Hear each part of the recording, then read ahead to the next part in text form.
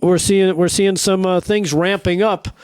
If you've been paying attention, several U.S. personnel were injured today. Just about an hour or so ago, this story came out. In a suspected rocket attack against U.S. and coalition forces at Al-Asad Airbase in Iraq.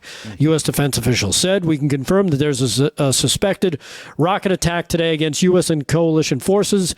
The official said initial indications that there are several U.S. personnel that were injured. Base personnel are conducting a post-attack damage assessment, and the attack comes amid extremely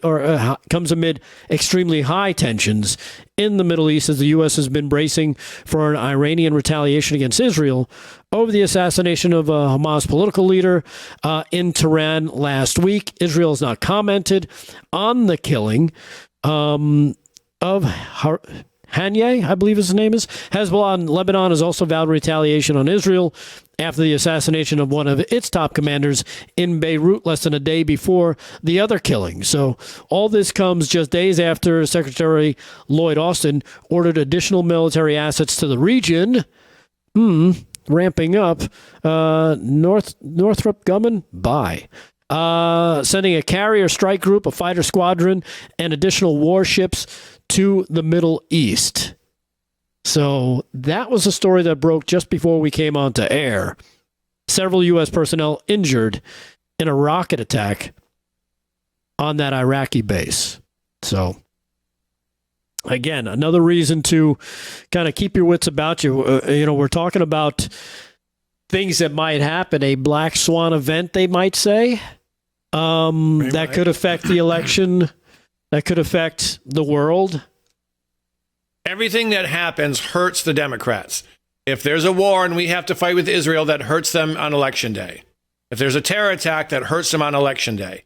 Everything hurts them unless they decide to hang Israel out to dry and Israel gets attacked from 3 or 4 different directions, Hezbollah, Hamas, Iran, etc. And unless Biden leaves them out to dry, they're going to lose Michigan and probably Minnesota. So many things can happen.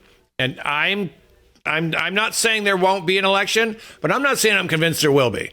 They're going to look for a reason to keep the Democrats in office, I think. Right. And I think Biden's going to step down before his last official day and hand it to Kamala. Yeah, I think so, too. I think we might see that probably sooner rather than later. Mm-hmm. I don't know. I mean, between that and I don't know if you caught the Jamie Raskin clip. I'll try and dig that out. Yes.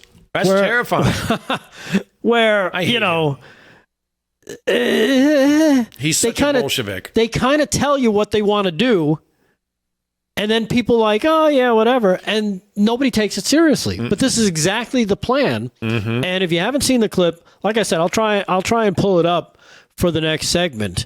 But basically, he's talking about if Trump wins the election, they're going to use the 14th Amendment and try to make sure he doesn't take office. Mm-hmm. Saw that.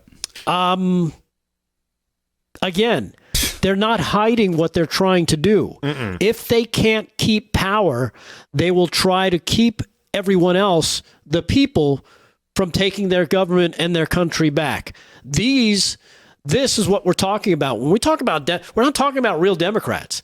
They've morphed into this Marxist communist group for real that really just they be damned the consequences. They want what they want, and they will destroy anyone and everyone to get it, and that means you. Yep. And if that means having to fortify their small little enclave in D.C., they will do it just so they can say they have power. Yep. These are the same people who said, Trump's not going to step down if he loses. Right. As soon as they said that, I knew they were not going to step down. That's how we know. Whatever they accuse Trump or our side of doing, that is what they are doing. There's a book called Rules for Radicals, I think it's called. And that's... Yes. And that's one of the tenets, is always accuse your opponent of what you're doing. Absolutely. Yeah. And part of it, too, is make them live by the rules that they put in place. And that's what Trump has been really good at, and our side has gotten really good at pointing out, is, they like to talk all this stuff, once we start pointing it out, all of a sudden you see them start freaking out like, wait, we're not supposed to get pushback. You're not supposed to notice what we're doing. Yep. And it's exactly the opposite. So we have to just keep pushing in that direction because that's the only way to wake more and more people up.